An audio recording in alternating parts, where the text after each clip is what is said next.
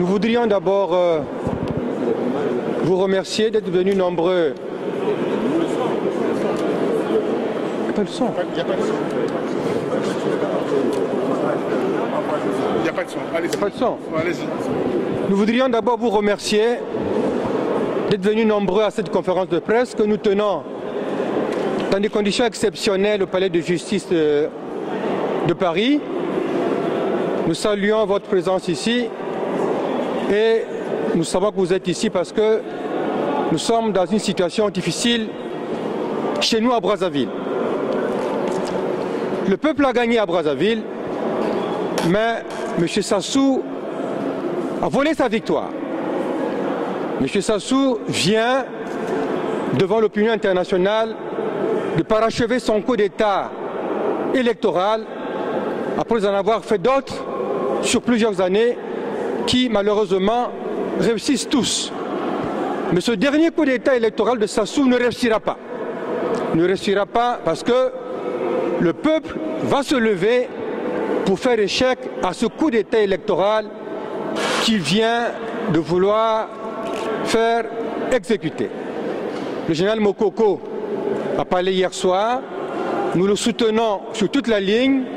Les forces démocratiques sont contre ce coup d'État électoral de M. Sassou et tous, nous sommes pour la désobéissance civile qui va, à partir de maintenant, commencer à se mettre en place au Congo. Déjà à Pointe-Noire, elle est en route. À Brazzaville, elle est en route.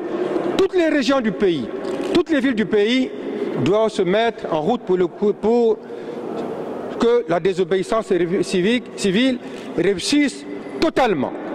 Le coup d'État électoral de M. Sassou, cette fois-ci, doit échouer.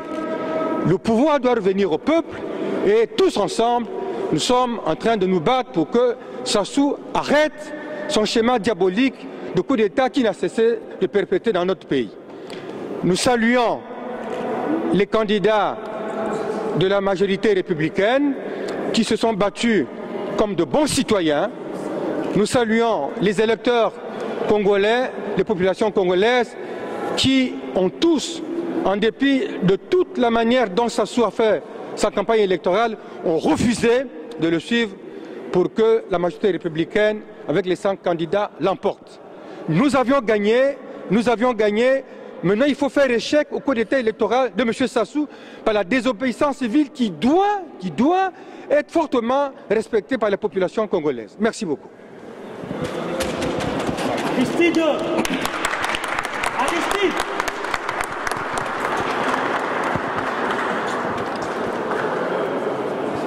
Mesdames, Mesdemoiselles, Messieurs, mes chers compatriotes, notre frère Joseph Ouabary vient déjà de vous dire, merci pour être là. Mais je vais plutôt déjà remercier Maître Tricot qui symboliquement a souhaité que nous nous retrouvions ici, là, au Palais de Justice, tout simplement parce qu'il n'y a pas de démocratie sans justice. Et si nous nous battons aujourd'hui, c'est pour que la justice soit respectée. C'est-à-dire que nous avons gagné et il ne faudrait pas que des imposteurs ravissent notre victoire. Et ça fait partie des droits de l'homme, ça fait partie des droits des citoyens. Le respect à la justice et le respect notamment aux voix du peuple. Alors, quel est notre devoir ici? Dieu merci, le pouvoir de Brazzaville, depuis l'arrivée du général Mokoko à Brazzaville, par ses imprudences, par sa barbarie, jusqu'à hier, où des journalistes ont été molestés, montre bien de lui-même ce pouvoir à la face du monde, que c'est un pouvoir qui ne devait plus exister dans un monde civilisé. Et c'est pour cette raison que nous avons bien fait d'appeler les journalistes et de leur dire ce pays-là que certains ne connaissaient pas ou que par esprit quelquefois de complaisance. Beaucoup ont pensé qu'il y avait un semblant de démocratie là-bas. Le fait que des journalistes soient molestés montre bien que ce pays n'est plus fréquentable tant que ce pouvoir sera là. Alors aux journalistes, nous leur avons dit que votre devoir, c'est justement de montrer à la face du monde ce qu'est ce régime pratiquement honni, vomi par le peuple congolais. Depuis que l'on a proclamé les élections, tout au moins depuis que le pouvoir de Brazzaville a proclamé les résultats, nous avons tous constaté que tout cela s'est fait à huis clos. Dans une page, je ne sais plus si c'est Libération, qui disait une démocratie à huis clos. C'est-à-dire que notre pays aujourd'hui est géré en cachette, en catimini, tout simplement pour cacher des crimes qui sont en train d'être commis. Est-ce que nous allons continuer éternellement à supporter cela? Voilà la question que l'on pose et que tous les Congolais se posent. Le général Mokoko, que nous avons pour la plupart tous soutenus, estime que l'heure est arrivée pour la désobéissance civile. Et les Congolais que nous sommes tous unanimement, nous pensons aussi que l'heure est arrivée au Congo pour la désobéissance civile. Alors, si hier nous avons appelé nos citoyens, nos frères, nos parents, nos amis, pour leur dire allez voter tel candidat de l'opposition, aujourd'hui nous sommes le relais pour dire à ceux qui sont là-bas, trop c'est trop, suivez ce que vous recommande la raison, et la raison nous recommande aujourd'hui à ne plus supporter l'insupportable. Voilà ce que d'ici là, du palais de justice, avec d'autres qui sont là, avec vous tous, nous devons lancer cet appel unanime pour dire à tout le monde que l'heure est arrivée pour la désobéissance civile. Je vais vous passer un frère qui est à ma gauche, qui est l'abbé Yangissa, et qui va certainement dire un mot. Merci.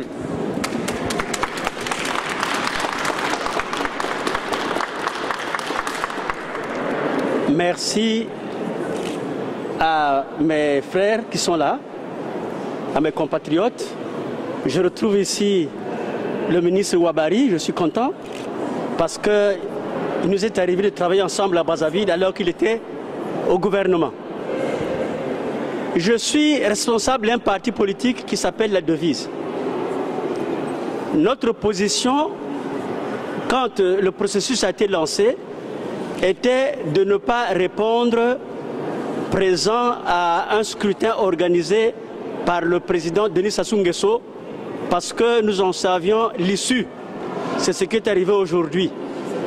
Mais nous sommes revenus sur notre position quand nous avons pensé à la possibilité que le général Jean-Marie Michel Mokoko soit candidat. Nous sommes dit, si c'est cet homme-là, alors il faut certainement accepter le défi et mettre le président Denis Sassou Nguesso à nu. Parce que nous savions que cela devait arriver. Donc nous avons soutenu le général Jean-Marie Michel Mokoko sans réserve. Jusqu'à notre arrivée ici en France, pour les mêmes raisons. D'ailleurs, je remercie mes compatriotes congolais de Paris de l'accueil et puis des échanges aussi enrichissants que nous avons les uns avec les autres. Aujourd'hui, que ce que nous redoutions, ce que nous savions est arrivé, le peuple, en fait, qui n'a jamais perdu la main, depuis que le général Denis Sassou Nguesso avait déclaré qu'il était dans l'impossibilité de respecter et de faire respecter la Constitution, nous pensions qu'il avait perdu la main.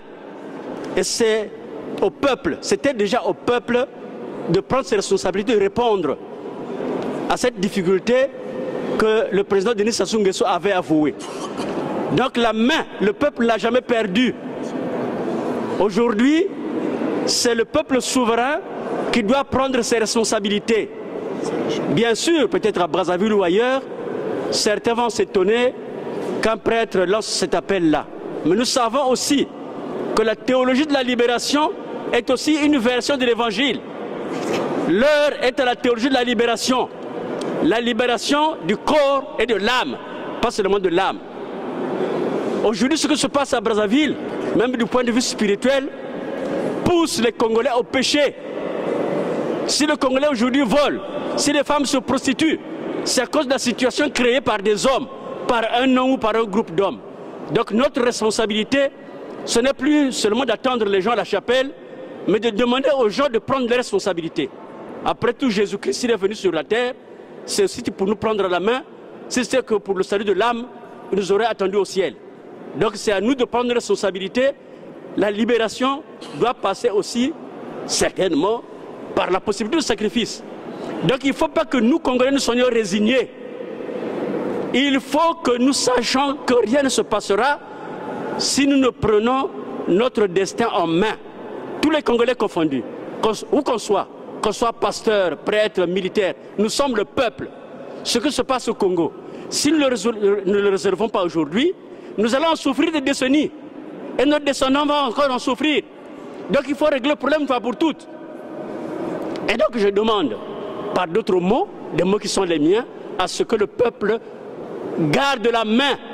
Elle ne l'a jamais perdue. Il faut qu'elle garde la main. Tout ce qui s'était passé dans les dialogues, tout ça, c'était des gesticulations. Nous avons pensé qu'il ne fallait pas y participer. Aujourd'hui, nous sommes obligés de faire ce que nous aurions dû faire dès lors que le président Denis Sassou Nguesso avait dit qu'il ne pouvait pas respecter et faire respecter la Constitution. Je vous remercie.